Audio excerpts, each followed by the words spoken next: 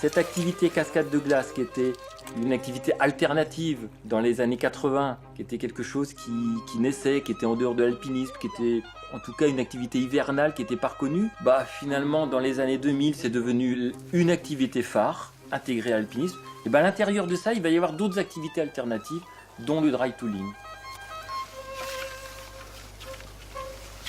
New Generation, là, c'est le cigare de Mandelbrot, le premier là, qui touche très rarement. Et du coup, ça fait une longueur à M7, 40 mètres. On a mis 3 spits. Tout le reste, c'est une fissure parfaite. Ok. Ah, je réaffûte un peu les lames. Comme neuve! Il va être bien sur son frame dans les feuillets.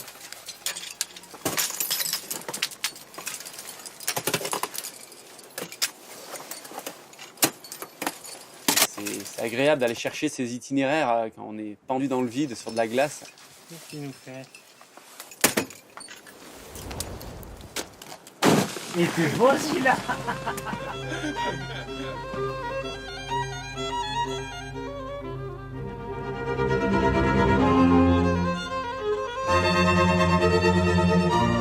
Le dry tooling est un mot récent. La pratique n'est pas récente, mais le mot est récent. Et c'est quoi la passation entre la cascade et le dry tooling? Je pense que c'est toute une génération de cascades que moi j'appellerais les structures suspendues.